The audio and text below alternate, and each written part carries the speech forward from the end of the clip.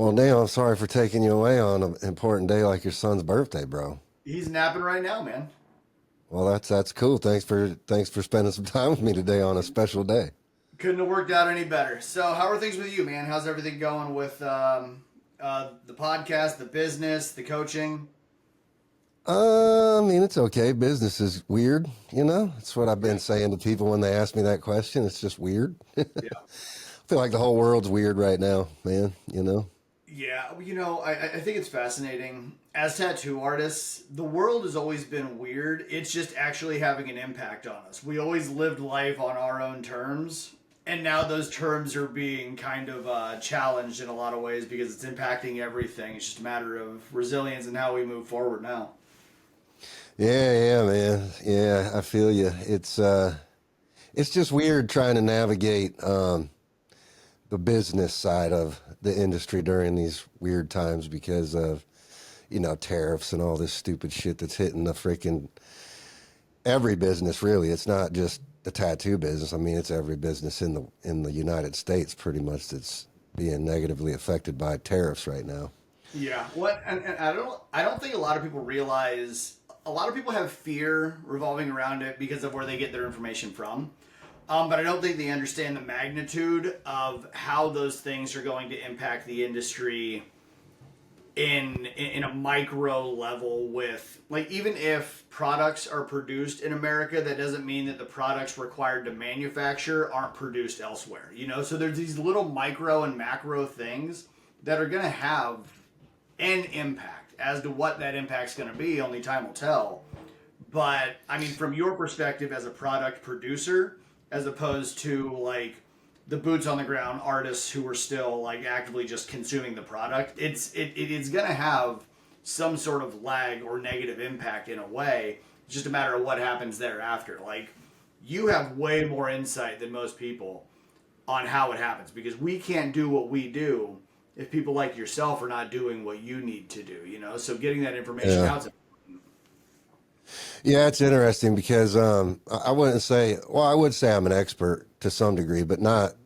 There's probably people in specifically in the industry that are way more deeply and negatively impacted than I am. Especially when you start looking at like the corporate guys, the guys that have like hundreds of millions of dollars on the line in this yeah. thing. I think it's probably trickier for those guys to try to navigate through this than it is for someone like me Yeah. because my China footprint isn't as big as theirs. Yeah. Some of those guys depend heavily on China manufacturing for a lot of their business. And so Mhm. if these 145% tariffs stick, which it doesn't look like they're going away anytime soon, Yeah. I mean, how do they navigate through that? I mean, you essentially can't do business in the United States under those kind of tariffs. I mean, there's just no way. Nobody's going to pay that kind of money for. I mean, if you have to start paying $80 for a box of needles, what are you going to do as an artist? You know what I mean? Yeah. Across the board. I mean, if all the needles are priced like that, what's your solution? I mean, are you gonna up your tattoo rates in a climate that's already financially strapped anyways? I mean, people aren't spending money on tattoos like they were 2 years ago already. So you're already faced with those kind of challenges as an artist. Some artists now, some artists are still out there thriving for sure. Yeah.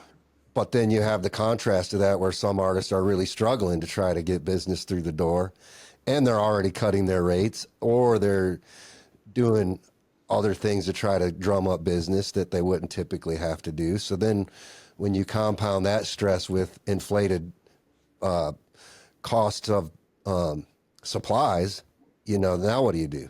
Yeah. Yeah, Well, do you think the conversation is more because obviously those are things we can't adjust present day. So do you think the conversation should revolve around the artists and how they work on themselves, how they target a specific clientele market that works more specifically for them so that they can keep more of a watchful eye on their overhead, the kind of clients they can work with, so that they know the price brackets their quality of work and quality of experience can truly service? Sure. Yeah. I mean, that's definitely a key factor in all of it for sure, So, which is kind of why I wanted to have you on the podcast, because with what you're doing out there with the Force of Focus. And I see a lot of other people doing similar things, Mm-hmm. which I'm kind of not really clear on. Yours is more clear than some other people's. I feel like you have a pretty consistent platform. Your marketing's pretty consistent. You're not jumping all over the place with things. I think you have it dialed in pretty well, it seems to be. But I'm still kind of curious to know, like, because I see a lot of it. There's several guys that I know personally that are doing similar things with like mentoring other artists or trying to teach people how to market themselves better or just attract higher end clientele like you're talking about. So specifically, I thought it would be interesting to get you on the podcast just to because you've been doing this for a while. I traced it back. I went on your Instagram. This goes all the way back to 2022. So you've been doing this for a minute now, Yeah. building this brand for yourself for a while. So it's like, what motivated you to do that? What's your background in as a tattoo artist? How long have you been in the industry? Like, what point in your career did you have this light bulb moment where you decided, hey, I'm going to come out from behind the machine a little bit and start trying to dial in with other artists and just try to relate to people that feel like I feel at this moment in time and bring them along on this journey with me? And, kind of what started all that for you? Um, so, this all kind of comes back. I'd like to attach it to a conversation you and I had when I first reached out to you, and you said, it's really just all about being a good person. And that's how the Force of Focus came to be. I've been tattooing for about 21 years. In the first 15 years of my career, I struggled with the same things artists struggle with now. I was just kind of an idea. I wore the cloak of the tattoo artist. I really didn't know who it was I was behind the badge. And I like to compare it to the Wizard of Oz concept of pay no attention to the man behind the curtain. So many artists prioritize what being a tattoo artist is, what expectations others have of them, that they neglect who it is they need to become to make a sustainable career. The cool part about being a tattoo artist is you're in control of your schedule. You don't have a boss to answer to in the grand scheme of things. But if you're not your own boss, then you're living a life without a light. You're just wandering around in the darkness hoping to land where you dream of being, but you have no guidance. There's no lighthouse. There's no roadmap. There's no compass. You have no organization. And so I was the cartoon character. I was the alcoholic, the drug addict, the doo-doo chase chicks, the late nights, late starts, absolutely no preparation. I just met that rock star attitude. And that wasn't sustainable, man. My options were death or growth. And I chose the latter. I went through a lot of hard times, and it was all I blamed everyone else, everything else for why I was where I was until I started taking accountability and responsibility for the actions that I was taking. And so personal development, self-development, personal realization, personal reflection is where it all started. The Force of Focus as a name started because I had to force my actual focus into something aside from just a badge. Right. The focus started with me working with other creatives, not even tattoo artists specifically, but other creatives who struggled with substance abuse issues, alcoholism, drug addiction, or just a lot of negative self-talk and limiting beliefs. It was all mindset. And what I realized was, as I showcased who it was I was as a person more so, I started getting a lot more clients who related to me as an individual just by knowing that they could sit down and have a conversation with me. I realized when I got to know them better, now all of a sudden it was a good marketing strategy because I understood the buyer's psychology. And I was no longer worried about content creation to match the algorithm gods. I was just documenting who it was I was, along with the art I was able to express once I created that clarity. And it was this snowball effect of all of it. It wasn't always this. But it all started with me having to prioritize what I needed as an individual once I took the tattoo badge off. Yeah, that's cool. So now that's grown, obviously, right? You're continuing to grow that. Yep. Hopefully on a daily basis you're growing that. But Mhm. how much focus, sorry for the pun there, but how much focus has that taken away from your actual tattooing now? Like is that becoming more of a predominant force in your life than tattooing? Not necessarily. I tattoo 4 days a week, full time, 8 hour days. I still worry about my own schedule. I still prioritize my client experience as much as anyone else does. And I think what's cool about what we've been able to create is the force of focus isn't a primary income for me. It's not my passive income stream. I sincerely value what it is we get to do in other artists' lives. I can't be successful if they're not. Where I know there's a lot of people who they do the mentoring and the coaching in every field, not just this one, to create passive income streams for themselves. Where I have a large enough team, I take very little off the back end. And I brought other people into the community to be leadership who have zones of genius that can guide their particular ship. So it's not just me, it's myself, it's Steve, it's Joe, it's Jared, and we help people with everything we specialize in. I get to get back to personal development, organization, time management, resilience, and everybody else can do their stuff so they have access to people who know what they're talking about.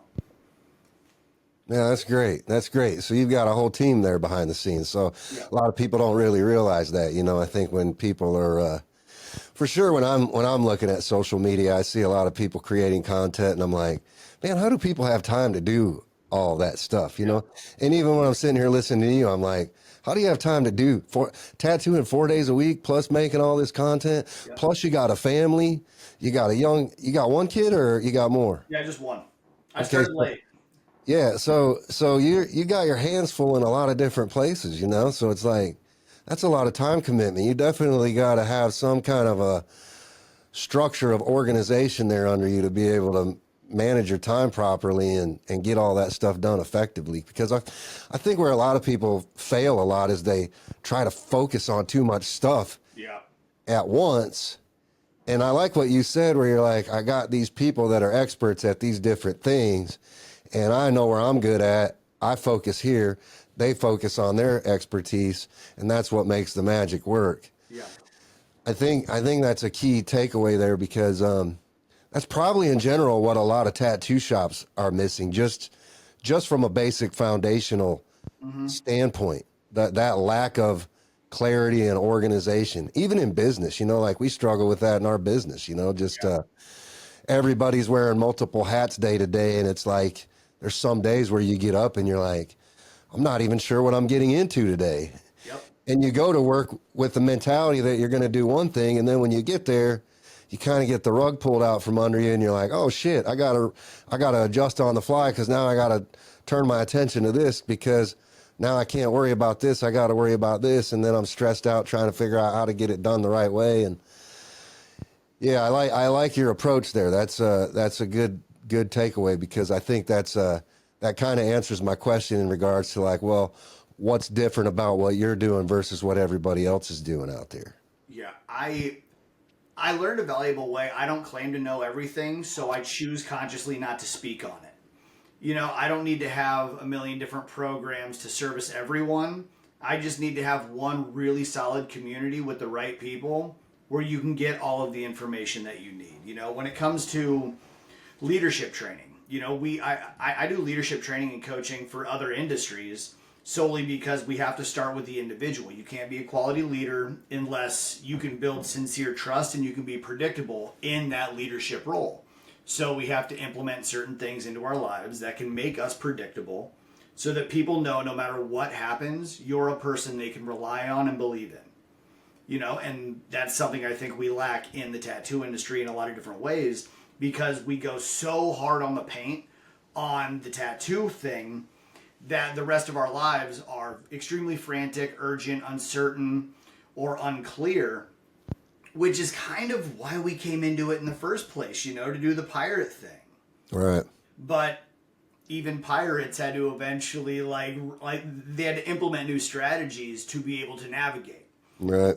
And it's brought me a lot of joy. But to be able to create the reputation that I have, to be able to work with other people who are in the industry, have been in the industry, and have actually created additional businesses from the superpower that being a tattooer truly is, has been so cool. You know, when people reach out to me and I don't have to knock on everybody's door to try to get like their time of day, I never expected this to be the case. I really just came in here because I wanted to help people break through where it was they were stuck.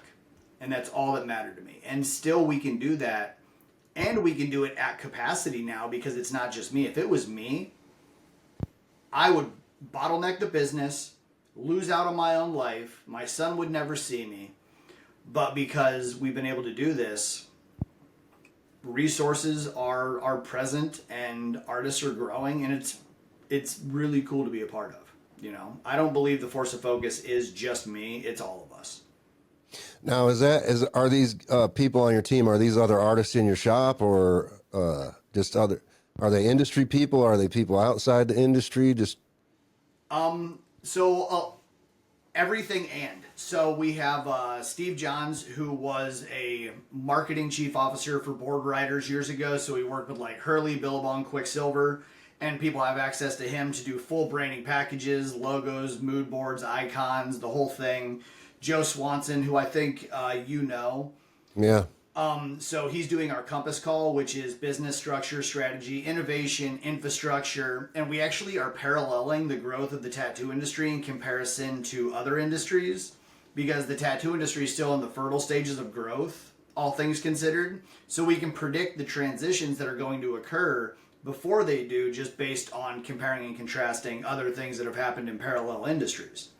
And then our good buddy Jared, who actually came into the force as someone who was learning under us, and he really just brought crazy levels of value when it comes to financial literacy, financial psychology, investment opportunities, how to be able to utilize your money so that your money can actually work for you. And so it's not so much about teaching artists how to save money properly, but it's save money properly and invest with intelligence and understand your risk threshold, so that you know you're eventually putting money towards something that will build your future. Yeah, that's cool. You know, when I started the business of tattooing, my focus was more geared towards that financial side of things because kind of like you know, I realized at a certain point in my career that what was really lacking in my personal database was that financial responsibility piece, right? And so I was like, man, I got to get money smart, you know, because I'm going to need money later in life, and I got to really start thinking about this. Like, what should I be doing with my money? And it's funny because I always trace that back to my youth when I was a kid. You know, my grandpa would give me allowance, and if he'd give me $1, he'd always put $1 in my hand, like 4 quarters, and then he would take 2 quarters back out of my hand, and I'd be like, "Why are you taking my money?" And he's like, "'Cause you need to save half of your money." Like, Yep. he's like, "I'm going to put this half in the bank for you, and then when you have a big emergency or you want to make a large purchase, you'll have cash to buy it with instead of having to go borrow money to do things." And so my grandpa kind of was teaching me financial literacy really early on in life without me even realizing it. But I realized as I got older, I didn't really carry that forward so much. You know, I'd get $100 and go spend $100. You know what I mean? At some point, that lesson kind of fell away, and I had to remind myself about it, and I had to get back on track with that. And so when I started the business of tattooing, I was like, you know, I'm pretty financially smart. I really don't know a lot of artists that are really thinking about their future so much. So I should write, you know, I should use my platform in Skin and Ink magazine to really write about my financial life lessons and teach artists how to be more financially savvy, how to invest in stocks and bonds and things like that to be able to set some money aside for later on in life. So I think that's cool that you're doing that, because it is a very weak area for. I just had this conversation with somebody the other day, another artist friend of mine, and we were talking about this subject, and we were like, you know, it's crazy because tattoo artists, aren't really business people. You know, Yeah. they're artists. They know how to create art, and they're creative minds. And most creative minds are messy minds. You know what I mean? In my experience, you know, it's like it's a chaotic space upstairs between your ears, you know? So it's like trying to make sense out of all that business stuff is just not something we're really energetic about or even really want to focus on. You know, it's just like mundane bullshit that we don't really even care about, you know, but it's stuff that we got to care about. So I think it's cool that that's a piece of your puzzle because it's an important one, I feel like. Yeah. The one thing that I learned is if you go back to all of us in school, we were always the kids that heard, you know, your son or daughter's talented. They just don't apply themselves.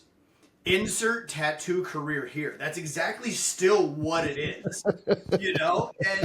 And I realized that. I was the same way. My ability of focus, it sincerely had to be forced. But what were my options? You know, tattooing is still one of the only careers where you can walk in with no plan and leave with $1,000. And you already have something in your head because we don't understand the value in investment because everything becomes an expense. It's all money in, money out when money is so readily like handed to us.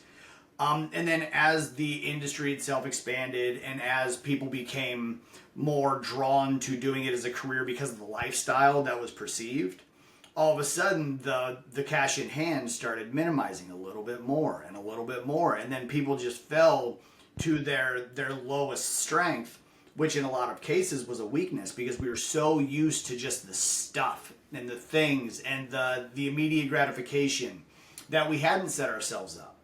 So I love the idea of saving because I was always bad at it. The one thing I learned about myself was my risk threshold, my risk tolerance is sky high because I was that guy. However, with the right tools in place, I can utilize my risk tolerance to a crazy level to set myself up for further success. Mm-hmm. You know, that same risk threshold of throwing all my money out the window can equally be as implemented into setting myself up for success as long as I have the right vision in mind.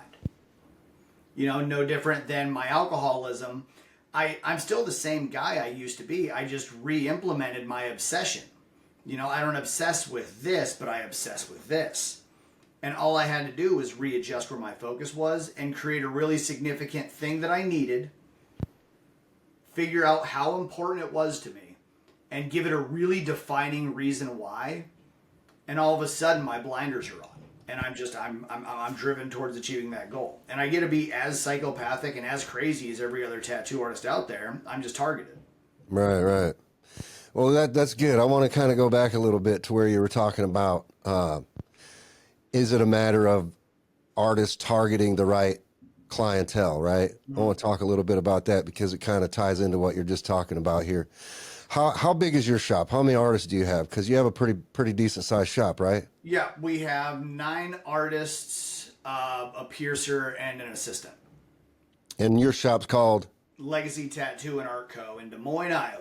Okay, cool. Should throw that out there so people know. Yeah. But so 9 artists. Let's talk about your business. Is it thriving? Is every artist in there busy? How's it looking? Yeah, no, we're doing really well. I lucked out to have a best friend who was also a tattoo artist who believed in me when I was still a nightmare. So he and I opened Legacy together during the pandemic. And that worked really well for us because when everybody else was afraid of their shadows, we made a large investment and had a negotiation strategy to bring our square footage price point down to something that worked really well for us, and we locked in. Since then, we've been able to expand an additional 1,800 square feet into the back end to create more of a private experience room.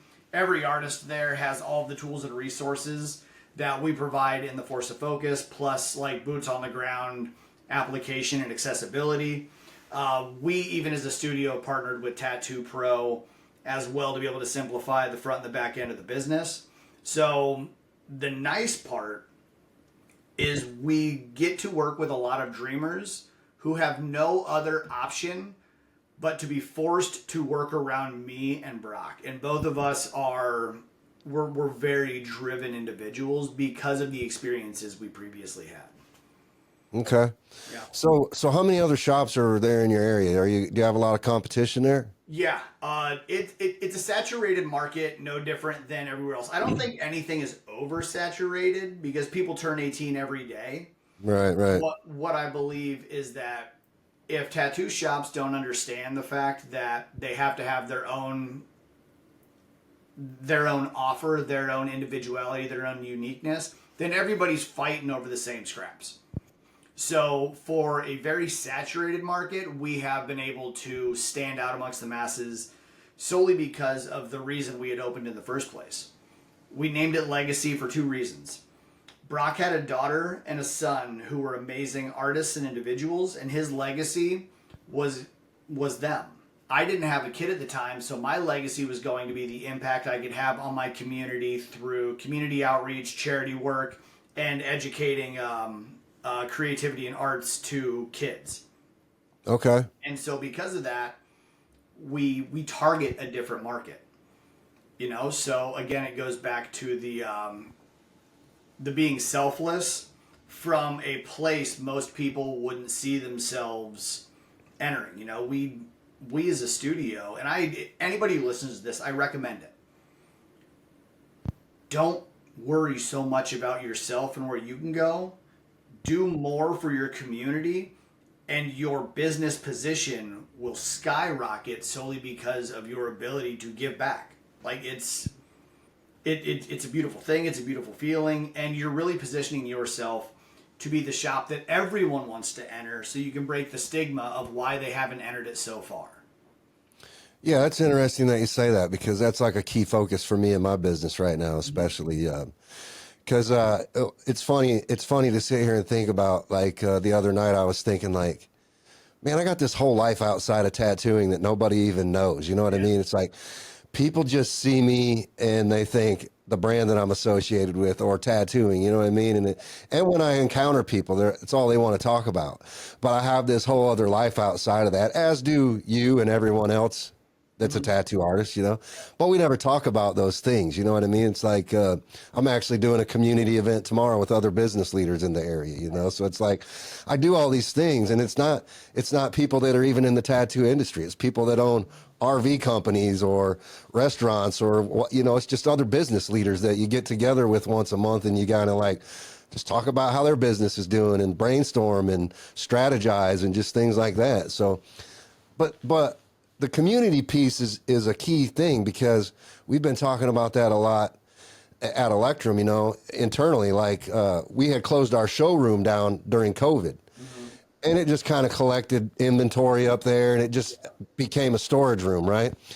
And so we never even opened it back up. Well, we just reopened it, but we've been having all these conversations about, hey, we really need to utilize this space as a community gathering space, how do we basically turn this into a beacon that attracts tattoo artists to us, right? Like what kind of community events can we do to bring the community to us and help drive awareness to who we are and what we're doing in the community, So I like that, man. I think it's really cool hearing you say all this because I had no idea all these things that were a piece of your force of focus thing. I just see your Instagram stuff and it doesn't even do justice to the real story behind all of it, So it's really cool hearing you, all those pieces that you have assembled there. And even the fact that you've brought these people from outside the industry in to that, like that's cool. Like, how does that even,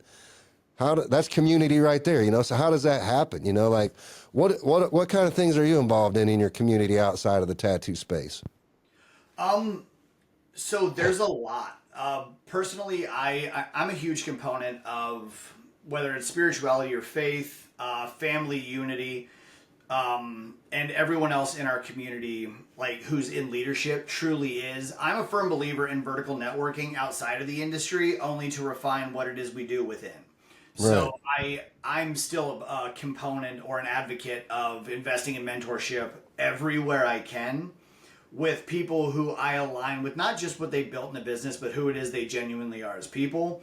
Because if our only social circle or networking circle is what we have in house, then we're only going to continuously do the same things we've always done. So most of my interactions, most of my my fun with friends is on Zoom calls. You know, I'm flying out to Utah to hang out with Keaton Hoskins, his wife, and they're doing a marriage mastermind. I love that. You know what I mean? We just got back from Cabo with Keaton and Rob Bailey and his wife doing similar things, just enjoying new experiences, talking business. But here's the important part about that every tattoo artist should know. You have a zone of genius that every business entrepreneur does not have, and that is your ability of thinking outside the box. The skills that they have and have had to master to make their businesses successful can always find more value in a person who has creativity that they can implement into everything they do in their lives if they're willing to implement that creativity in other things aside from just tattoos. And that's where my values come into with working outside of the industry in so many different ways. I want to be able to bring what it is we do, the zones of genius that we have as artists, into first our lives and then into the lives of others. You know, no different than you. A lot of what makes you significant and valuable to a lot of the other businesses you work with is the individual traits you've been able to master through tattooing in general and then building into a much larger business. And I think every artist has that. And I'm going to say it, we are God gifted a superpower to be able to express our creativity in a certain way. You know, I think everyone was put on this planet with a specific level of creativity. It's a matter of where we implement it. But we have chosen this path. Right.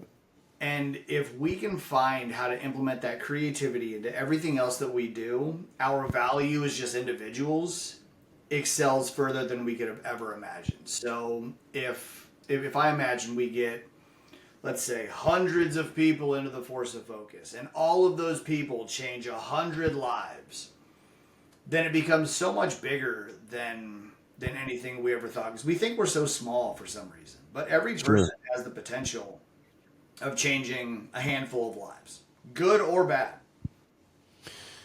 Yeah, you know, you had talked about spirituality a little bit, and I don't want to dive too deep into that, but just a little scratch the surface kind of a conversation. I think it has important context to these things. So, I think humans tend to overcomplicate things a lot, right? And spirituality is one of those things that's way overcomplicated for any number of reasons, but at the most basic understanding of the concept, my personal belief is that our purpose as human beings is to help make humanity great, and using our God-given abilities to help evolve our species and help evolve and protect the world. Right now, that's not to say that we're doing a great bang up job of it, because I think historically we fail pretty miserably in that regard. But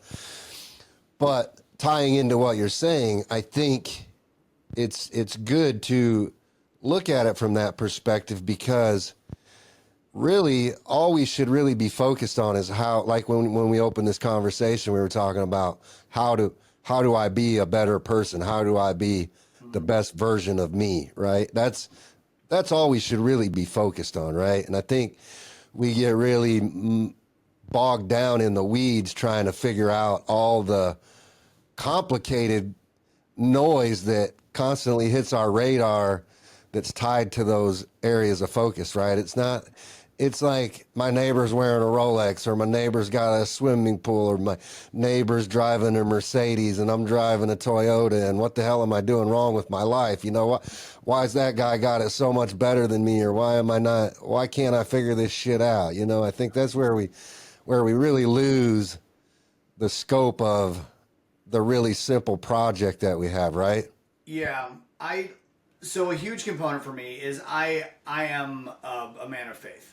Now that doesn't necessarily mean much to anyone else aside from the words that I say. What does mean stuff to other people is the actions I take to follow through with that. You know, we all believe in something, and if it's, I'll say it this way, we're not going to change humanity with opinion, we're going to change humanity with action. Okay. And a lot of people think that their opinion is their truth, but actions create the truth. So whatever you take a stance on, have actions that follow, and just become a better you, become a better leader, as we had said, so that we can actually start to change our social circles, our environments, our communities. So when you rewind the clock back to, you said, I was an alcoholic. I was, not managing my life properly. I was just kind of out of bounds all over the place.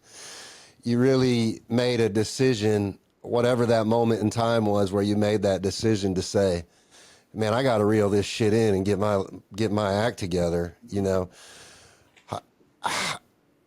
I feel like that's an ever evolving process, right? Even when you think you're doing it right, there's always that seed in the back of your mind that's like, man, am I still missing the mark here? Like, do you still have moments like that, and how do you work through those seeds of doubt that are constantly there? They're always there. The seeds of doubt get bigger as you continuously grow and you make conscious decision.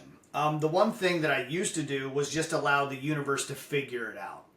I wasn't an active advocate of making any decision. I just let life figure it out and I dealt with the consequences, whatever. And what I learned was, as I started making decisions, yes or no decisions, I knew I was not going to make the right one, but at least I was making one. So I could be accountable to the decision that was made, so I could actually learn something from it. Where when I was, we'll say younger, it's really not that long ago in the grand scheme of time, I never learned anything from the lack of decision making. There was no lessons learned. That's the difference between if you're losing or if you're learning. And even though the seeds of doubt get bigger and bigger, so does your ability of self-belief. So, like, I'm a huge component of the buffalo mindset, where the buffalo is one of the only animals in the animal kingdom who will sense the storm and trudge through it to get to the other side, where most other animals will run and seek shelter and wait for it to pass without a timeline of how long that could potentially take. So as the storms get bigger, I still know I'm running, and Right. I get better at silencing the noise and choosing which voice in my head to listen to. And the more big ticket decisions I make, the louder that voice gets. So are you actually taking time out of as part of your force of focus? Do you actually schedule time with individual artists to like have one-on-ones like this with them through Zoom meetings and are, so that has to take a huge amount of time as well, right? Because I don't understand like how you can tattoo 4 days a week and still make that work. Like that's crazy. Like So yeah, mentorship's a huge undertaking. it is. So I mean, I'll just give you exactly how I do it. I break my schedule down into red, yellow, green. Red is me time. That's my high energy. Yellow is high performance. That's my workflow. Green is high purpose. That's time with my family to not be tampered with. I do not negotiate on these things. I give people access to my Calendly link for the first 4 to 6 weeks. We get scheduled calls in with myself and other members of leadership. After that, they get access to that Calendly link so that we can do problem solving, system building when it's necessary. Because eventually, you just wind up hanging out on a Zoom call. Right. So my red time is always for me. I wake up, and this isn't part of my program, so don't worry. I wake up at 3:45 every morning. I spend really, really quality time with myself, in my fitness, in my mental health, in my studies. If I'm going to do some personal art, that's my red time. And I don't get distracted. I have my fancy little timer so that I know everything gets my undivided attention within this time block I give it. When I get into yellow, that is for client art, my lead generation, my social media, my tattoo time. If we have to do a shop meeting, anything like that, if anybody has problems they need to deal with at the shop or as members of the Force of Focus. But I have those boundaries in place. Once it's time to go into green, that's non-negotiable. I have a steady date night every single week with my lady. Phones get left in the car unless she wants to capture one of those really cute pictures that she makes me look good in. Any of those things. I just don't sacrifice. I'm in complete control of my schedule. Now, there has to be a little bit of fluctuation in that yellow, as if there has to be a crisis that's fixed, navigated, then I can do that because I'm already in a really solid constant flow. If I nail my red, my yellow is fun. But if I shit the bed on red and I wake up late, I hit the snooze alarm, then the rest of my day feels urgent, frantic, and I get frustrated with stuff. Otherwise, dude, I get to live like a kid with discipline. I know where I need to be. I know what needs my attention, and I just don't make room for the other things. Yeah, I think that's a good way to approach things. I try to do that a lot myself, but I find myself not being able to stick to it as rigidly, right? Like I say, I'm going to get up at 4:30 every morning and I'm going to go to bed at 9 o'clock every night. But a lot of times what ends up happening is I'm up till midnight and then I can't get my ass out of bed at 4:30 in the morning, right? Yeah. And so that's tough because every day you set the same intention, but that follow through is the hard part, right? The intent. Because sometimes you can't control when you fall asleep. You know, you're going to sit there in bed like this and you're like, damn it, fall asleep. Yeah. You know, the weirdest thing I ever heard was Arnold Schwarzenegger say, if you need to sleep, just sleep faster. And it was like, that doesn't make any sense. That's hilarious. But what wound up happening was, okay, so instead of worrying about what time I'm going to wake up, I worried more about what time I went to bed.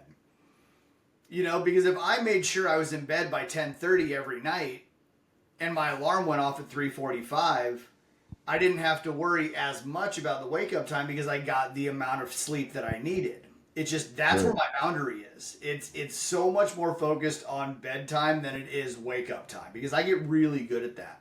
And psychologically, I can perform well on 5 hours of sleep. That's me. It's not for everyone. Yeah. But I find that the harder I work through the day and the more fulfilled I become based on the actions that I take, the less I sit up and wonder and stew and doubt. So I don't have to I don't have to work through the mess. My mind's just like, time for sleep. And then it's just done. And I sleep really well. It's crazy. Yeah, I get it too. I'm a 4 or 5 hour operational guy too. So I get that. That's an easy function for me as well. Yeah. Also though, I find, exercise and diet are super key components to that. Absolutely. To that working properly. I mean, you can't load yourself up on shitty food all day. You got to take care of your mind and your body. I mean, also if you're exercising, you're going to fall asleep and sleep better, easier anyways. Right. But, so you have this same rigid routine every single day. I'm up at 4, I'm up at 3:45, from 3:45 to 4:30. I'm journaling, I'm meditating from the next 30 minutes. Is that kind of how your day goes? Yeah. My calendar's even color coded. So when I look at it, I already know where I need to be. It's fascinating, but even the color coding, I made a planner that even has your color codes. You know what I mean? That's okay. And it works. I need to write stuff down also, so I have it in my phone calendar. Plus, I'm writing the stuff down. But yeah, it works really well. And I personally, I have to have personal trainers. For my fitness, every 3 to 6 months, I'll have a different personal trainer that will help change my workout routine, give me a different set of instructions. And I need that for accountability. I know how I am as a person. And if I don't have someone keeping me accountable in that particular thing, then eventually my form will go to shit. My consistency will go to shit. So again, this goes back into the importance of investing into myself. Yeah, I get that. That's good. I probably need a personal trainer then, because that might help me some. Yeah. Otherwise we just wind up checking the box. You know what I mean? And yeah. I mean, I've been going to the gym not my whole life, obviously, but a good portion of my adult life anyways, right? So it's like, I'm one of those guys where I feel like, I don't need somebody telling me how to lift weights. I pretty much know how to do this. Yeah. I'm pretty successful with that, but it's just like, I do go to the gym and wander around a lot. Like, I don't really have, like if it's back day, I don't really go to the gym saying, I'm going to do this series of exercises today. I just hit the gym floor and I just go to whatever's open and I just do my sets and then I bounce to the next thing until I feel like I've got a good workout in. I mean, that's kind of how I do it, but it's just, it's effective enough, but it's not as effective as it could be for sure, Yeah. The one thing I learned by working with trainers was mind to muscle and how important that was. And then again, when you think outside the box, if you can implement your same mind to muscle practice with the intention of putting your mind in the muscle, making sure that you're isolating your delt or your lats, imagine doing that into the way that you tattoo. Yeah. Imagine doing that into the way that you interact with your kids, into the way that you court your significant other. Yeah. And it's just mind into that thing and create the intention. And that's where my level of I'm on the spectrum, and so I need to have intention. I need to have diligent thought. Otherwise, I'm everywhere. I have this. If most of the time I have 1,000 half-built bridges, none of which take me anywhere.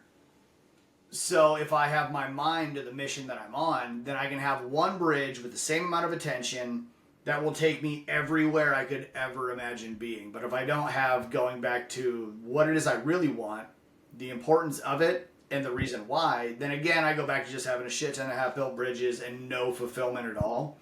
So I think artists struggle with that. We dabble in a lot of things, none of which provide us with like significant results. Yeah. Yeah. How does mental health play into the force of focus? Do you guys focus on that kind of stuff a lot? Do you talk about it a lot? That's my primary thing. Because no different than you can't be mentally healthy if you're not physically healthy. Your nutrition, your hydration, your physical activity play a huge component to a lot of these things. Your mental health is a huge player in everything you do and the things you believe that you can do. And so one of the calls that I personally host is Flagship. We talk a lot about our mental wellness. We talk a lot about our mental belief systems, our limiting beliefs, how to alleviate a lot of the doubt that we have. And I heard once upon a time Bedros Keuilian say that confidence is simply making a promise and keeping a promise. And it was like, that makes it seem so much easier. Like, and that makes a lot of sense. Think about all of the promises you broke to yourself since you were a kid. They started small, they got bigger, but you got good at it. You got really good at manipulating yourself to believe it wasn't important now, but you'd get around to it. Right. And if you can just simply make one promise to yourself and keep that promise and then just rinse and repeat, your confidence will come back. Yeah. I think that's key. Again, it's that overcomplication of things, right? It's constantly having to remind yourself to just simplify your thought process. Yeah.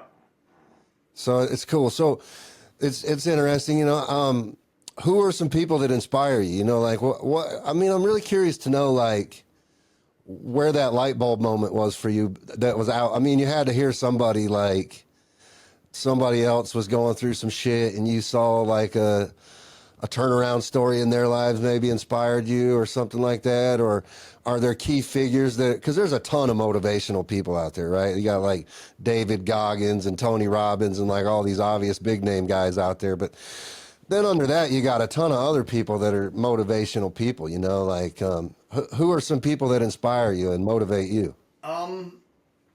So there's one person who has been active in my life since the day I started trying to change. There was a gentleman named Matthew Coder. He was kind of a spiritual coach and a yoga instructor of mine.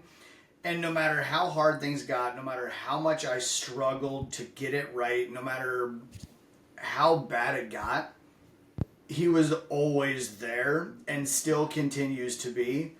And that was something that I didn't have a lot of through my life, or at least I didn't allow a lot in my life. And he's a very inspirational dude. He's really got a really creative viewpoint of just who it is we are and the same conversations you and I are having. And he's always there. He still to this day bi-weekly check-ins, and this has been going on for 5-6 years now.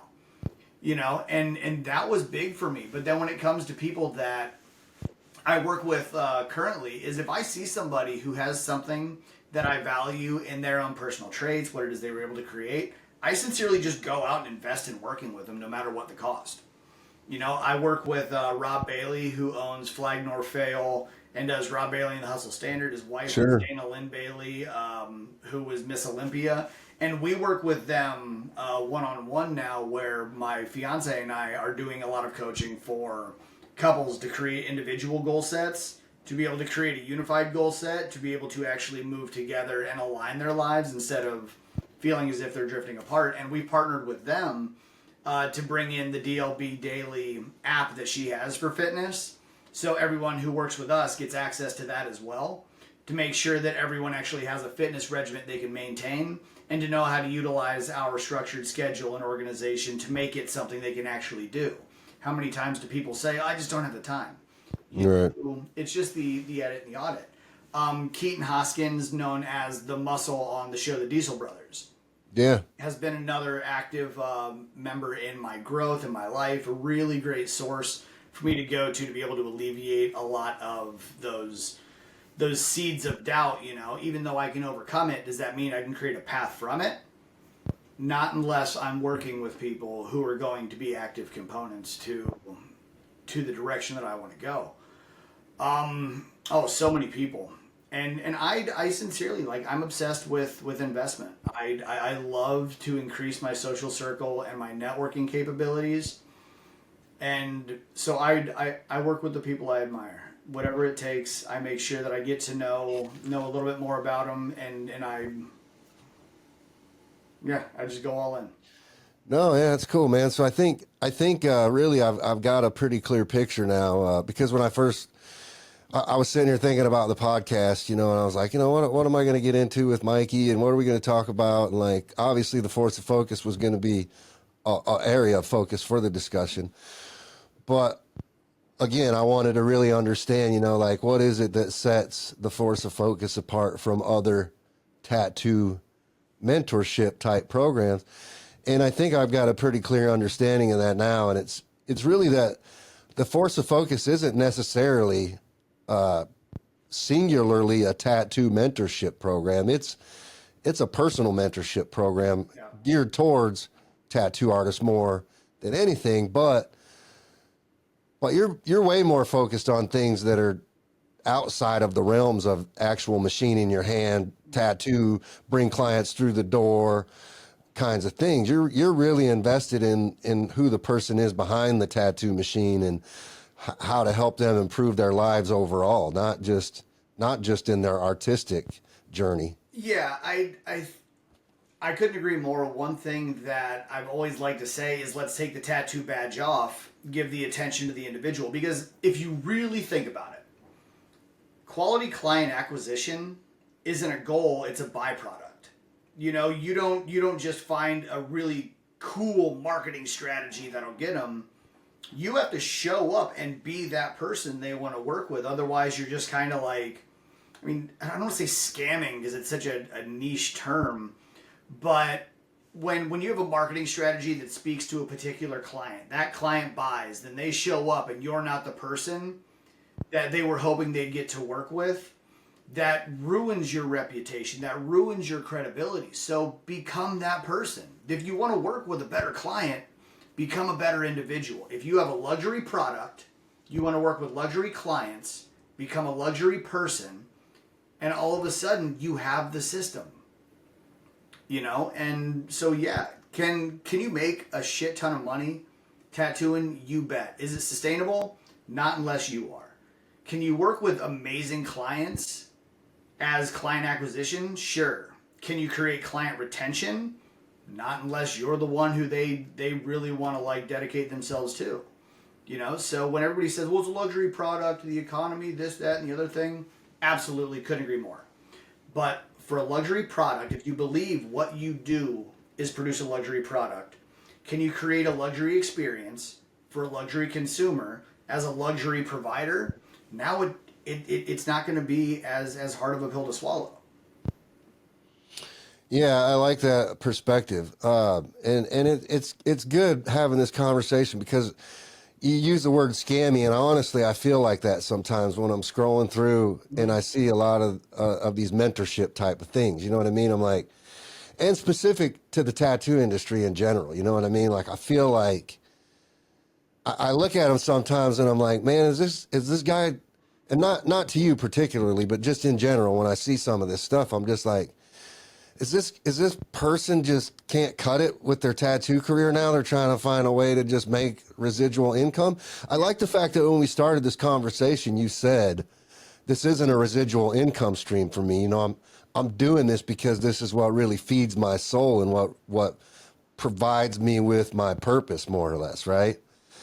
I think that's the right reasons to do things in life. You know, well, this kind of ties into what we were talking about when we were having that spirituality conversation. You know, like our basic need is to fill the needs of others. I mean, that's really, if that's not what we're focused on as humans, I don't feel like we're doing the right things as humans. You know, once you step outside the box of that, you can go in all kinds of different directions and you can start feeding your ego and all these selfish needs that your ego has. But before you get to that stage, I mean, if your purpose isn't to serve other people, then your purpose isn't a selfless purpose, right? Yeah.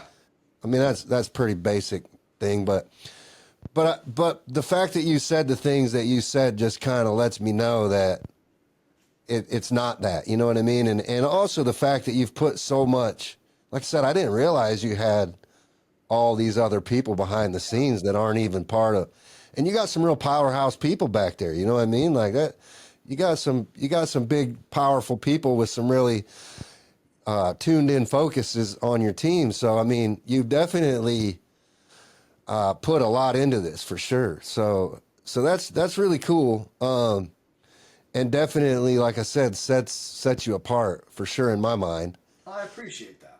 Yeah. So, let's talk a little bit about tattooing though, since this is the business of tattooing, you know? Yeah.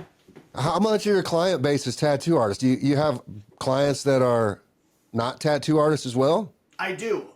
It's a little more rare because, like I said, I have to be a little bit more tuned in with my schedule and what kind of time I have. But yeah, I work with people who sincerely they want to create what it is I've been able to produce in my life. And even here locally in Des Moines, like I have people who reach out to me all the time who want to know what it is that I've done, what it is I went through. I'm vulnerable and open about the story that I've lived. Because if I don't think people understand what it is they're capable of accomplishing, and it's not just tattoo artists, but the community itself, the Force of Focus, primarily tattoo artists. But yeah, I work with people who just need help. You know, I think we as tattoo artists are in a position to get respect from everyone. You know, who's the one person a rock star looks up to? A tattoo artist. Right. And so I've worked with some pretty amazing people both in and outside of the tattoo industry. And it's just a matter of where they are because I'm really quick to tell people no. You know, because again, it's not about the money, it's about the impact that we can create. So I'm as easily open to telling people no and putting them in someone else's guidance, mentorship, or to give any recommendations as I am to bring them in knowing that they're in a position to be willing and ready to actually make the changes. We brought people in for the wrong reasons, you know, where we brought them in, they were persistent, they were consistent until they got in and just wanted the golden ticket and didn't do any of the stuff. And so we are a little bit more particular now. So most of the content that I see you creating is like you have your tattoo machine in your hand and you're talking this motivational stuff while you're tattooing. Yeah. Is that because that's where it fits into your schedule? Like this is the zone where I got to do this at? This is where it fits in the time today? For two reasons. One, yeah, because it's easier for my schedule to do. And two, because I realized that for a long time, I just seemed like a guy sitting in a dungeon giving great advice with nothing relatable about me. People didn't know I tattooed. Okay. You know? Because it Yeah. was just me in this room, so they had no idea. With the force of is this where you shoot all your stuff at right here? Yeah. Is that got the neon sign behind you right there? That's over in the corner now. Oh, okay, okay. I like that backdrop. That's pretty cool. Yeah, Uh, we rebranded. I've got a new office space that I'm moving into so that I can be even more focused in a separate office space. I'm in my house here because when I get breaks, I can go upstairs, be a dad for sure, like little 30-minute windows, play with the dog, hang out with the lady. sure, sure. So since you're doing a lot of this while you're tattooing, how many of your clients are like, "Oh man, I could use some of this in my life." You know, does that happen a lot? They love it. So I mean, some of my clients get in on the conversations, which one thing that I want to do is I have a lot of amazing clients that I get to work with. And I want to start recording a podcast with some of them where we go over, the meaning of the tattoo, who it is they are, and get a little bit more into that. You see a lot of tattoo podcasts about the tattoo process, tattoo podcast for tattoo artists. What about creating a tattoo podcast for tattoo consumers?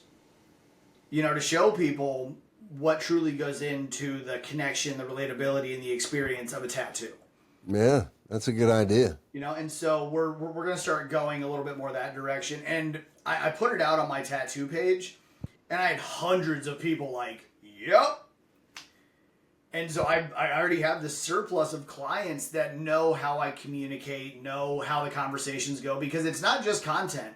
That's how I am. Like that's how I talk usually. And so a lot of them we just have really good profound conversations.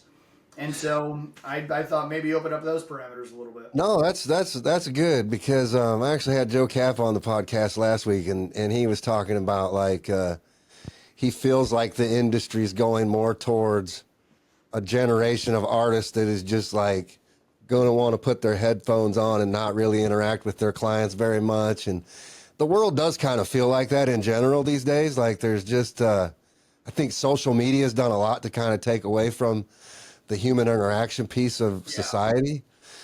And I do feel like it's probably going to get worse over time. So that's a cool concept to do that because you could actually, just mic your station up and just like shoot that kind of a podcast while you're tattooing your client and get their little story right there while you're, talking about the tattoo that you're doing in the flesh right there. That's a really, really cool idea. I never thought about that.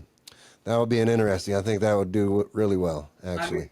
I'm excited to see how it goes because I have a wily cast of clients and they all come from way different places. If the clients Yeah. are flying in, usually they're high achievers.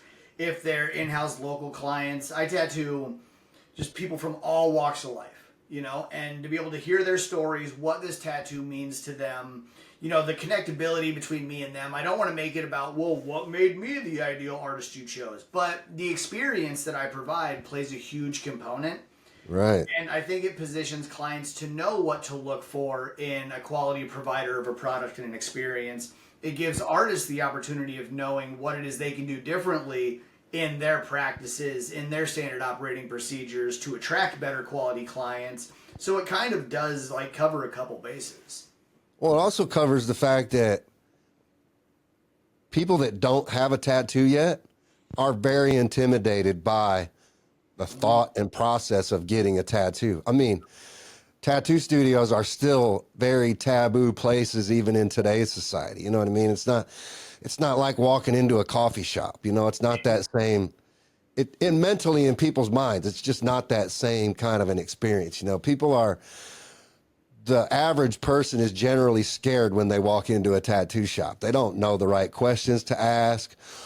And as artists, we experience it all the time. People come in with these ideas that are unrealistic, that don't make a lot of sense, that don't fit the anatomy of where they want it, right? I mean, there's a whole learning curve that goes into being a tattoo client that people just don't know.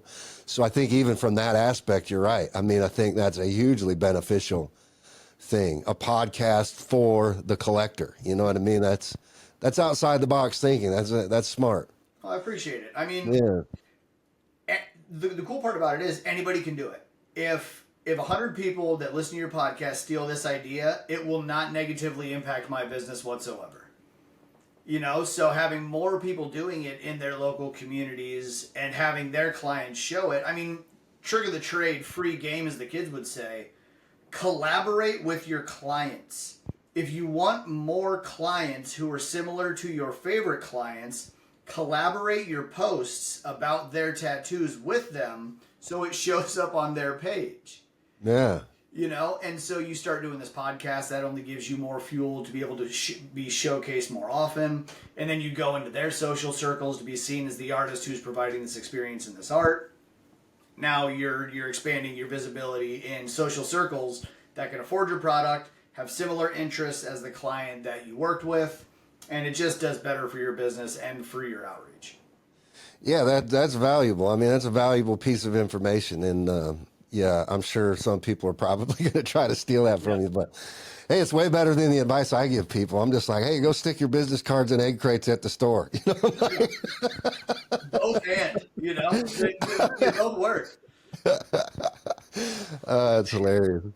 That's hilarious. So let's talk about tattooing a little bit. How do you how much attention do you pay to the industry in general? You said you've been in for 20 plus years, you know, so you've seen the evolution of tattooing for to some degree. How do you feel about tattooing today? How do you think it's looking? How do you think the future of tattooing looks? You know, what are your thoughts on AI? We can hit all kinds of things. I don't pay very close attention to what everyone believes the industry is. I think that we've utilized the term industry for as long as I can remember, yet now that's what it is. You know, now there are tiers to it. Nobody really knows how high it goes. And what I pay attention to are other industries to know how to implement it into this. I kind of like where the industry's headed, shy of all of the fear and turmoil going on with tariffs and products and stuff like that. I know it's going to make for hard times, but I think from an artist perspective, it positions us to be obligated to be more professional. You and I have had conversations about professionalism, breaking old stigmas, what it is we can do to be better people, to provide a better product and a better experience so that people can build trust around what it is we do, who it is we are, so we can break down a lot of those walls that have been built around us because of old practices that were pretty prevalent. So I think because of the way it's going, it's almost going to become mandatory, where shitty artists, bad practices, and just bad people are going to be pushed back into the shadows because there's going to be a lot more limelight on us from not only an artist to artist level, but from a federal level. I do think that eventually here soon, they're going to start to implement things like boards like they do with massage therapists and registered nurse practitioners into the tattoo industry to have a bit more of a watchful eye over how things are being done, and for no other reason other than federal regulations and more money going in that direction. But to a degree, I think as tattooing has expanded, there's been a lot less specificity to how apprenticeships are being done, which is why there's a big problem. So no one knows the right information. They just get kind of brushed along for whatever purpose, and I think that's why there's going to be a lot more regulations. I love it because it's requiring all of us to be more professional, better people, and to know that as creatives, we have no other option but to take shit seriously finally. Mm-hmm. You know, I don't know, man. Like, I loved the life that I got to lead. Like, looking back on it in hindsight, like I had a lot of fun as a nightmare. But you know what's more fun than being a problem? Being a fucking solution. You know, and I think we all have the opportunity to be quality leaders just for our clients. Yeah. Yeah, I want to touch on one thing you said before I hit my next point, but you said that we don't really know how high the tattoo industry goes, right? Mm-hmm. What does that mean specifically? What do you mean? What is that? Well, how quick did it become like a $2.8 billion industry from pandemic on? You know, for what reason, who's invested in it, where did the expansion occur, and how far out do the branches really spiderweb. Right. You know, and they're already projecting it to go from, I believe it was like 2.8 to 4.8 or 9 in the next 4 to 5 years. How can they project that number aside from analytics or knowing where investments based on corporate entities are going to come from? Yeah, so I think I can touch on that a little bit, but I don't even think I really understand the true magnitude of it either. I think there's a lot of theory, speculation, and a lot of conspiracy mindsets around the subject, right? It's like, like one that I hear pretty commonly is that, and trust me, federal oversight's already here. I mean, it's been here. It's prevalent. Unfortunately, I'm forced to be deeply involved in it today. Both good and bad. I mean, there's good sides to that and bad sides. The bad side is just the time commitment, really. The good side is the education that you walk away from with it, because I've learned so much more about tattooing from federal oversight and their perspectives on things, right? And what and I'm not talking the actual process of tattooing. When I'm talking about tattooing, I'm generally talking about it from the business perspective of tattooing, right? What goes on behind the curtain in the industry that most artists don't really understand, right? And so I'm fortunate enough to be involved on both sides of it to get a better picture of that. But I don't really even know I don't really know what's driving that ship. You know what I mean? Yeah. That's the fear and speculation part of it. It's like, you'll hear all the time, like, well, it's like these big cosmetic, they saw that this industry's making $3 billion a year, and now they want to get a piece of it. So they're trying to put regulations in place to drive the smaller guys out so they can take over and they can own this supply side of it and the manufacturing product part of it. But I don't know if that's true or not. You know what I mean? I really don't know. And I feel like this industry is a harder industry to crack into in that regard, because it's very much still kind of pirate based. Yeah. There's a lot of, even though there's a lot of dissension in the industry, there's also a lot of loyalty in the industry. And there's a lot of guys that have been in the trenches together for a lot of years. And even if they hate each other, they're going to still go to bat for one another if push comes to shove. I mean, they're going to protect one another, and they're going to work to protect this industry, right? So I think that's the tricky part, if there's any truth to that theory, which I can't say one way or the other. I don't go to these meetings and see these executive people from L'Oreal at these meetings. I mean, if they're there, they're there behind the scenes, and they're not meant to be seen. It's like one of those kinds of things. But when I'm at these meetings, I see other industry people there. You know what I mean? I see people that are like trying, it's people from Eternal, or it's people from other brands in the industry that have a vested interest in making sure that their companies are complying with these federal regulations, and trying to ensure that the tattoo community still has a voice in the decision-making process of what those regulations are going to look like. Yeah. Do you think that there's a potential that a lot of this is going to maybe minimize the ability of shopping for tattoo products on Amazon, or do you think that's going to increase? So Amazon is its own beast altogether. I have our brand on Amazon, and I went through all the steps of brand registry with Amazon to be able to protect other counterfeit sellers from selling our products on the platform, or buying my product and price gouging the product, or driving the price down on the platform. So we've done all that. We've submitted like our FDA certifications for specific products. So right now, for example, like all I'll sell on Amazon are things that the end consumer can use, like aftercare products, or I don't sell any kind of things that a person can go use to do a tattoo with. Yeah. Outside of like our stencil primers, which big deal, right? Yeah. Who cares? But like, I think as regulations get put into place, Amazon is one of those platforms that is very focused on compliance. Yeah. So if the federal government comes along and says, hey, we noticed that this tattoo brand ink is selling on Amazon. Do you have XYZ documentation for that brand's product so that we know that it's a legally safe product that falls within the parameters of what these regulations say it has to be? Mm-hmm. I think that's where Amazon will get to. So I think a lot of products will fall off of Amazon, just like they'll fall out of the industry, because take tattoo inks, for example. That's a huge one. Like that's really being strictly focused on right now, is what's in tattoo inks and is it safe, etc. Mm-hmm. So like in Europe, for example, they've stripped a lot of ingredients out of tattoo ink because of studies that they've done have deemed, regrettably, that they're not safe when they get lasered or when the ink is exposed to extreme temperatures, right? It can do things in the body that makes it harmful to the body.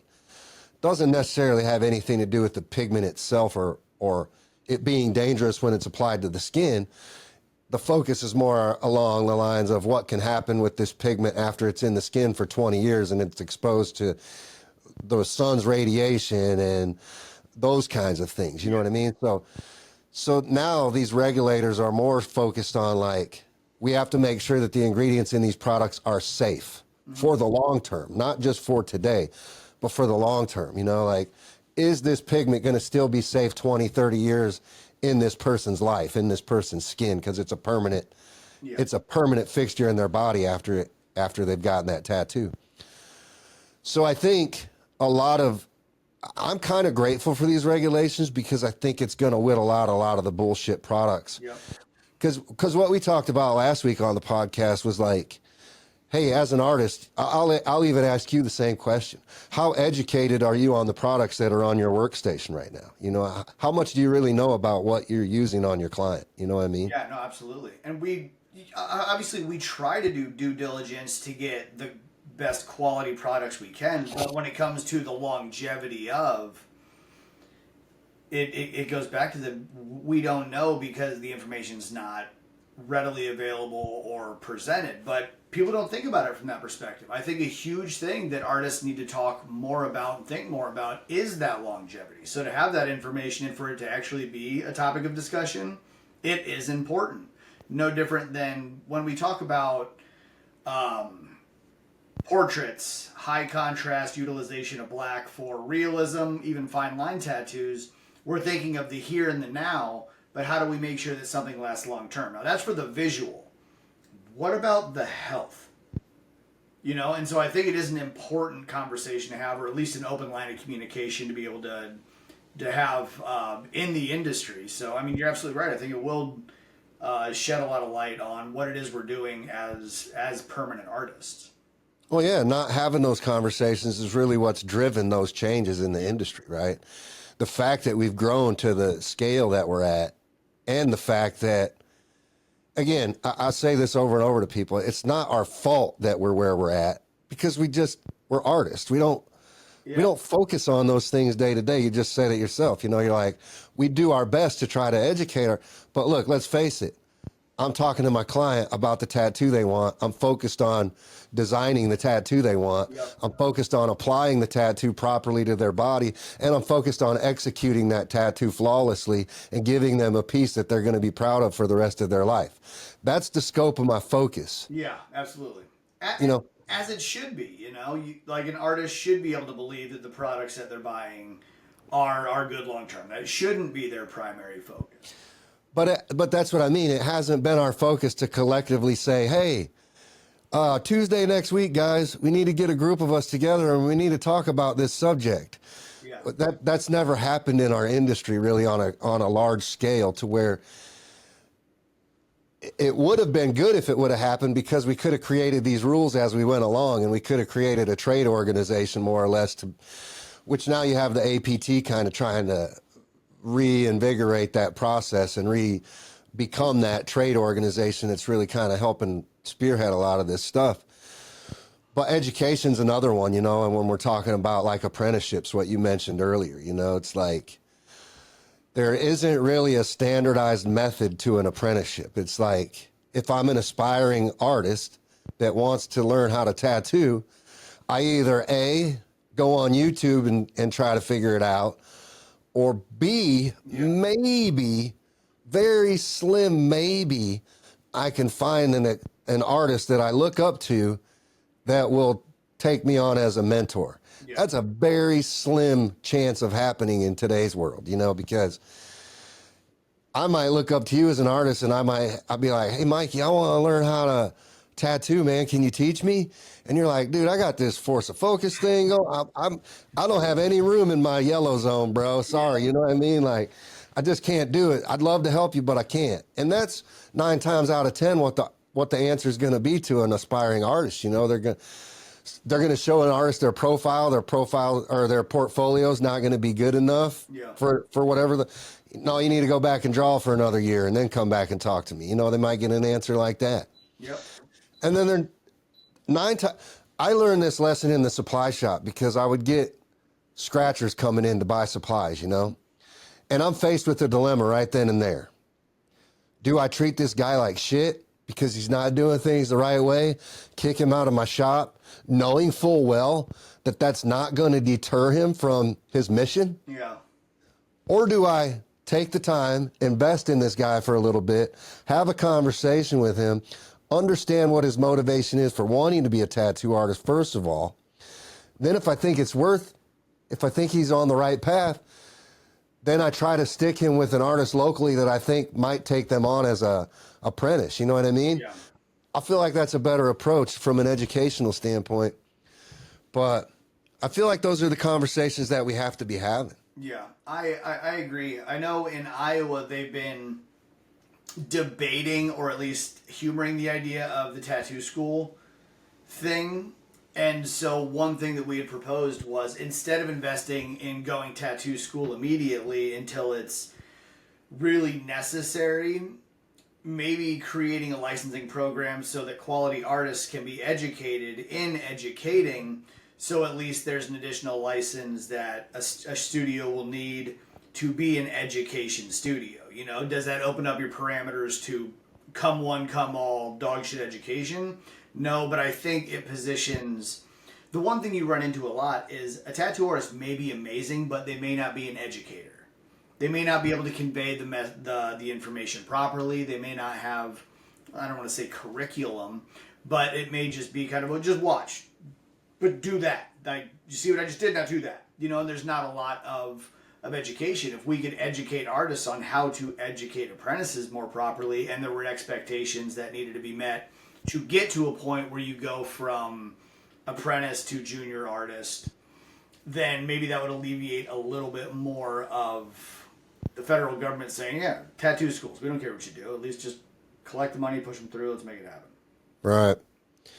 Yeah. So what are the regulations like? Because it's interesting to me that tattoo regulations vary state to state. Yeah. Sometimes not even state to state, county to county in a state. Like in Indiana, for example, it's county to county is different, So like, how is it where you're at? Iowa is, it's loose, but it's very generic. Obviously, they just dropped the fact that you need either a high school diploma or a GED. That's no longer a requirement, but then it's bloodborne pathogens, first aid, and to say that you work in a licensed tattoo studio. Now, the problem is everything is done digitally, so there's no sign-off. You just have to say, oh, this is where I am. So it's extremely loose. But So nobody's fact-checking. yeah. Well, and the problem is we don't actually technically have a tattoo program. They have a category on the website for the tattoo program, but there's actually no program, so all the money collected from tattoo licensing just goes directly back into the licensing department, which goes to the Department of Public Health. So they can't show proof of greens, so they actually utilize like pool inspectors, public pool inspectors, to do the health department's inspections. So what's been nice is Brock and I have kind of set the standard.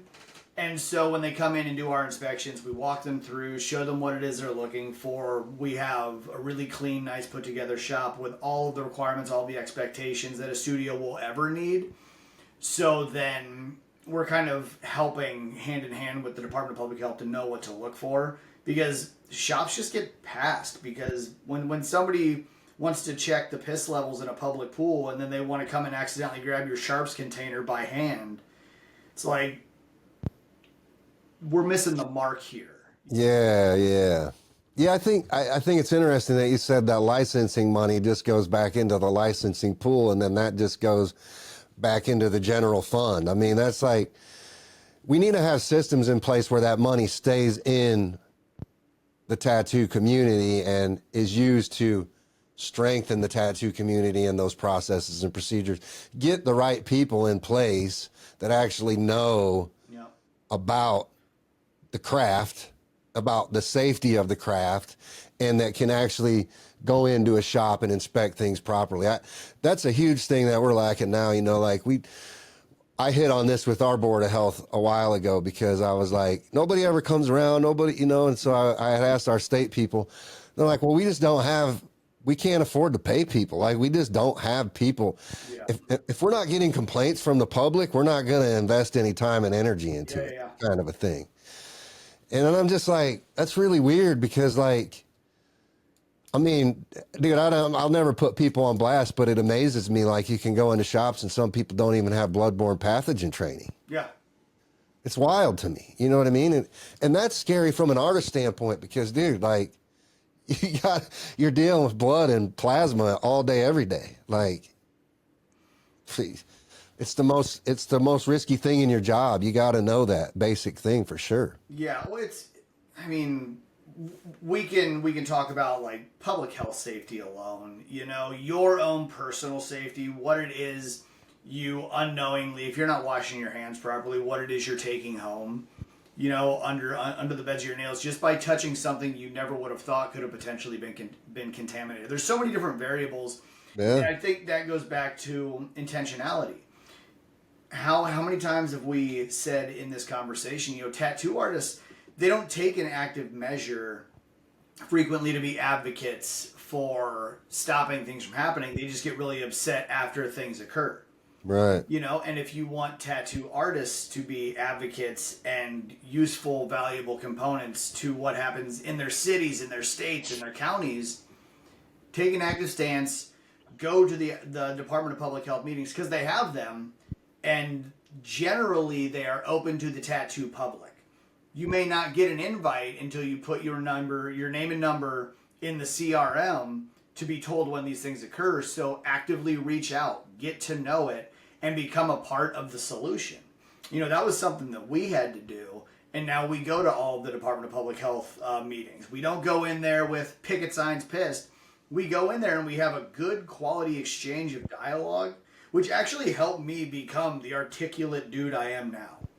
Once upon a time, I realized talking like a tattoo artist is not going to help position me to be seen as someone they're willing to listen to, because everyone judges a book by its cover. Okay. So I worked really diligently on working on the context of that book. So I don't go in angry. I don't go in emotionally reactive. I don't go in with an opinion. I go in and I just have an open line of communication and quality dialogue to be able to show them what elements they're missing out on and why things just genuinely won't work from a bureaucratic standpoint, and they listen. Right. No, yeah, that's good because it's crazy to me. Like I make the comment all the time. I think it's crazy that the hair industry is more regulated than the tattoo industry, right? Like, not to say that cutting hair isn't an important task, but it's nowhere near as invasive as a tattoo, right? Yeah. And it's crazy to me that, you know, I can't just go in and buy a pair of scissors from the beauty supply store. Yep. I have to show a license for that, no matter where I go, whatever state I'm in, like across the board. But like here, you can go to one state and you don't need any license, and you can go to another state and you got to go through all kinds of red tape to get a tattoo shop opened, you know? Yep. Same thing with products, you know, like up in Michigan, for example. I don't know if it's statewide, but I know an artist at least in one county where they banned green soap. The Board of Health banned green soap. Okay. Yeah, because, you know, green soap's actually a surface cleanser. Yeah. But we use it on people's skins, and it's actually pretty harsh chemical. Well, that's why we dilute it so aggressively, I imagine. Some people do. Yeah. But that goes to that education thing. You know what I Yeah. mean? Where is that in our tattoo education that says, hey, you need to dilute green soap 10-1 or 20-1 or whatever the ratio is? Nobody tells you that. Yep. They say, I'll put some in a bottle and put some water in it. Or, dude, I honestly, I know some people that just use it straight. You know, Yeah, like, just put the spray right in the bottle and go to town. yeah, dude. I mean, so it's again, it's all that educational stuff that we're missing. And I think that probably was driven by some negative outcome happened and the Board of Health got a notice and they're like, well, you guys can't use this anymore. Yep. That makes sense. Don't use it anymore, you know? And so then they're like, well, what am I supposed to use then? You know, it's Yep. like, Well, again, so I think this goes back to the earlier conversation. Like, what the tattoo industry needs is quality leaders. You know, people who are willing to take that extra stance. More power to, like, Ben and the APT and what they're doing. Yourself out there gathering all this information to ensure that you're not only compliant, but you're front runners of what it is that's going to be changing in the next 1 year, 3 year, 5 years. But does every state know who that person is or those people are? Or do they even have them? Because a lot of the time we wait until the government gets upset about green soap and then we get mad that we can't use it anymore. Where we should be going through these things like, okay, this is where we're missing the ball. This is what it is that can be changing to set ourselves up for success from an oversight perspective. This is what we need to change just in house. The little tiny things. I mean, at Legacy, there's an artist named Bacon. It's not his God-given name, but he goes by Bacon. Just gonna let it be. And his love and passion for his cleanliness and his setup and breakdown procedure is the most passionate thing I've ever seen. So when people go through an apprenticeship at our studio, no different than the way we've done the Force of Focus, each veteran artist has a zone of genius that they're passionate about. So don't ask all of us all the questions. You go to Bacon, he's going to walk you through your setup and your breakdown procedure, and he's going to make sure that you are given all of the valuable information you're going to need and watch you as you do it. If you want to know more about color composition or contrast or just proper design for a body part, Brock is your dude. Go talk to Nick. You know, if you want to know more about your business structure strategy, your marketing, and how to be able to navigate all of this properly once you get through the wall, I'm your guy.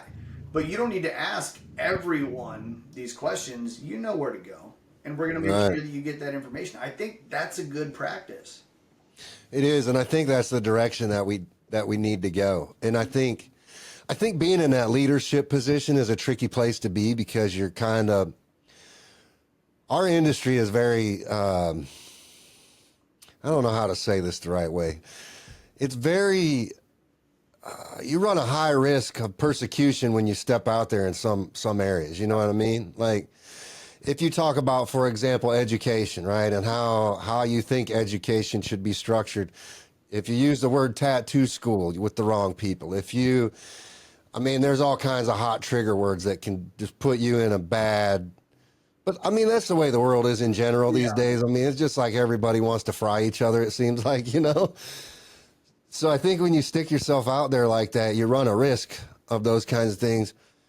But isn't that the way it is in all walks of life? I mean, you probably talk about those things a lot in your motivational and coaching sessions. Yeah, there's two things. So the reason I started the Force of Focus working with creatives struggling with a very specific problem is because I was afraid of that persecution. I didn't want to put myself under the microscope in the industry I dedicated most of my life to. It scared the shit out of me, but I did it anyway. I eventually had to because it's where my heart was. I dedicated more than half my life to something.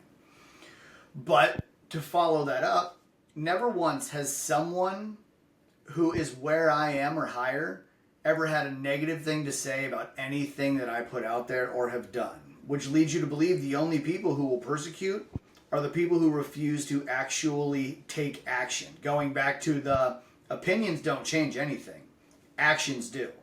Right. So the only people who are going to negatively persecute with an opinion are the people who are inferior and refuse to do the things that are going to get them to a position that they can then help other people. So leadership should be the goal. If not other people, yourself, you know? Yeah. And I think we as an industry are in a position where it's more necessary now than I think it ever has been, because it used to kind of be inevitable. When you go through the old apprenticeship process, you were broken down only to get built back up. Yeah, there were some really weird things we were doing in the industry back then, but like you had said about the providers of the products you produce, you may not get along, but you've got each other's backs because you're on the same damn mission. Right. Right. And as everyone there has scaled up into more of the business and the infrastructure and the product production as opposed to the boots on the ground tattooing process, we've been left with just this waiting room of artists waiting to be guided in the right way. Yeah, I have I talk to a lot of people and they're always trying to push me in this certain direction, you know, but they're like, yeah, that article you wrote's great in Skin and Ink magazine. You need to really be talking about that more out here. You know, you need to be that voice.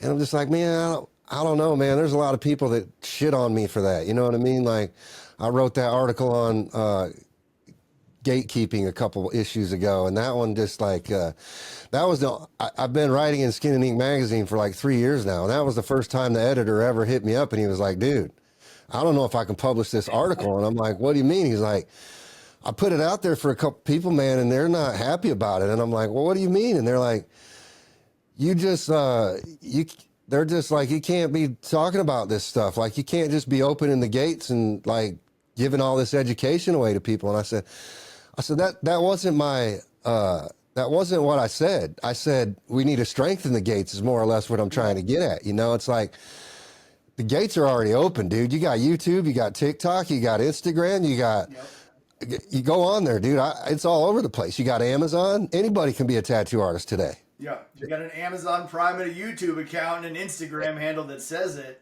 Anybody can be. Yep. We got to shut that shit down. Yeah. That's what I mean. I'm like, if you go out to Oregon, Oregon's probably the strictest state when it comes to being a tattoo artist. I mean, and not to say that it's what it needs to be, but just in the scheme of comparatively speaking to Oregon versus other states, it's a lot more that you have to go through to get your license to tattoo in Oregon. Yeah. Which is a great step in the right direction, but it's not even where it needs to be. You know, I had a friend who's a tattoo artist in Oregon named Heather Miranda, and she's an excellent, phenomenal tattoo artist. But she actually spent 2 to 3 years of her life putting together like this serious tattoo education curriculum, not just application of tattooing, but color theory, composition, anatomy, tattoo machine building. I mean, everything that you would learn in an apprenticeship, but so much more, you know, so much more. Different skin types. I mean, all the things that you probably wouldn't learn about in a traditional apprenticeship even, you know? I think that's where the industry needs to get to, where, and I know a lot of people aren't going to like this opinion, but I feel like we need to have a trade school of some degree, like, but needs to be taught by industry professionals, like you say, that have that area of expertise, that know this part of it. And that's what they teach people, and they get paid well to teach people that. You know what I mean? But when you come out of that program, just like any real legitimate program, you're coming out fully loaded. I mean, you're educated, you know all the ins and outs. There's not a whole lot of gray area left. Whereas go ahead, sorry. No, I was going to say that's kind of the next evolutionary step, because as mentors become more prevalent, you know, all that really is a pass or fail of higher education. You know, when people invest in themselves in something to help refine their tattoo talent, when it comes to them going to seminars, when somebody invests in somebody to help them refine their business structure strategy, a marketing agency that'll actually teach them what they're doing while they're doing it, so it's a done with you, not a done for you. All people are doing is truly investing in higher education. You know, if we can pull the cringy social media term of coach off of it, and you realize, are you investing in education that is going to help you produce a more quality result for your future? All we're doing is spreading out the same thing you just said in a magnitude of ways. The the evolution is going to be everything coming into one location. That's kind of why we've done the 4 different members of leadership. But whether whether people believe it's necessary or not, it's inevitable. People who get their hair done, who want to spend top dollar on a quality job, go to someone based on the accolades they have and the environment in which they're in. There's a difference between somebody who went to this quick, just out of high school GED cosmetology school and somebody who invested in themselves to go to one of the top name, reputable education places, and people will buy based on those accolades. We have, in a sense, done this to ourselves because it's a saturated market. People are going to start shopping not just for the art, but for the artist, based on what it is they're going to provide and what it is they have to offer you from an experience perspective. So whether people like it or not doesn't matter anymore. Right. Why do you think people are so turned off to those kinds of things? It's like the coach term, for example. We'll just apply it to any number of things: coaching, education, evolution. Why do you feel like society is so negative towards those kinds of things in general? I'll speak for the tattoo industry. Well, because every time you open your phone, you see an ad of somebody saying, I don't want to call anyone out specifically, but let's just say you see a real cringy ad that's got a direct call to action about how it is they can book you 3 appointments in the next week for some low barrier entry point. And it's exhausting. It's all door-to-door encyclopedia salesman shit anymore. And it's because as tattoo artists, we just want to do what we want to do and we want to love doing it, but we're neglecting the front and the back end of the business. So you think it's more or less just that constant fucking shit being shoved down the consumer's throat? Yeah. That makes them negative towards those kinds of things? Yeah, and I do, because if you really get down I think there's a lot of ego that makes people believe like, well, what do you have that I need that's going to make me better, and how can you prove that your life doesn't suck behind closed doors? They're not wrong to have that assumption. I still wonder that on a frequent basis. But I think it's partly, it's getting out of control. It's getting out of hand. It's partly because we want to believe that we already have it all figured out because of the ego and the rock star attitude people just come into the tattoo industry as. And I think it's because we haven't really comprehended what forever truly means and how we set ourselves up to have a good forever, as opposed to just prioritizing, it's good enough right now, going back to the same thing we had said, like with the prioritization of, the actions that we're taking forward. When you look at any high achiever, any success story, any athlete, they have coaches for stuff to make them better at the stuff they're not great at so that they can perform at a higher caliber. Right. There's nothing different about us except for the fact now you've got snake oil everywhere. I think it's much easier to sell snake oil today than it was back when the guys actually had to do it out of a covered wagon, Well, hey, man, I'm not going to keep you any longer, dude. It's your kid's birthday, man. I'm going to let you get back to that, and that's important. But I really appreciate you taking time with me today, and I'm glad that you reached out to me a few months ago and that we've been able to communicate back and forth and learn a little bit about one another. And I'm happy to learn more about your stuff today and what you're doing. I think it's good, and I've got a much better, clearer picture of everything. But if people want to get in contact with you, what's the best way? You can shoot me a DM on the Force of Focus on Instagram. My arts page is Michael Getz Creations, just in case you want to know where are your tattoos. Let me tell you this. If you're a tattoo artist and you're accidentally making posts for other tattoo artists, that's why you're not getting busy, is because you're marketing to other people to impress artists, not your clients. So I've separated the two. I have Michael Getz Creations and the Force of Focus so that I know my target demographic. I recommend you do the same. Make sure you know the client that you want to work with. So yeah, Michael Getz Creations, the Force of Focus, both on Instagram. Hell, I mean, I'm on WhatsApp. I'm everywhere. If you need anything, let me know. I'm not going to try to upsell you on shit until I know you're ready for it anyway. Got a question? Let me know. I'll answer it for you. Let's make it easy. And you did say earlier that there are some clients that you just kind of shoot down right from the gate. So what specific people are you trying to connect with? So if we want to talk about like clear, articulate, like avatar, I like working with artists who have been in for 3 to 5 years. I have worked with newer artists. One of the artists that I work with, a gentleman named Colin, I'll call him out right now. He's the hardest working dude I know. He will do everything. He will ask me every question and he will follow through. And it's kind of rare. I want to make sure that you know what being in the industry feels like, looks like. We work with artists from usually 5 years and up. We want to know that you're willing to do the work. If you want the easy answer, if you want a system that's going to perform perfect for you, it's not going to happen. Anybody who tries to sell you a cookie cutter program doesn't have you in mind when they're trying to sell it, because as individuals, we need an individual program, we need individual attention, and that's why we do what we do. So I'm willing to get on calls with everyone. If I can't help you with where you're struggling, I'll make sure I find you someone who can. Okay, cool. So if an artist or another person has interest in the Force of Focus, Instagram's the best place to go. Check the content out there, or Yep. do you generally point them somewhere else? That's the first stepping stone. And Instagram is it's performed the best for us.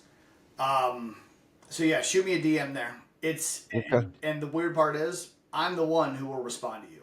I'm in there. I'm in the trenches. I'm doing all the thing. Yeah, I make time for that too. Yeah, and you're tuned in for sure, because I remember the first time I messaged you on there, you were like, oh yeah, I saw you click through one of my posts or something, and I was like, dang, this guy's got tracking on everything. People still call me insane. I send a personal video message to every follower I get. Really? I say their name, I find something on their page that I relate to, and I give them gratitude for just being here. That's crazy. Yeah, see that you're making huge time commitments, man. You got to have a couple of clones back there somewhere. I wouldn't know what to do with more of me if I had them. Well, thanks for taking time with me today, man. I really appreciate you, and it's been great. And I'll talk to you soon for sure. Yeah, man, I appreciate your time today. All right, brother. Now, take care. Yeah.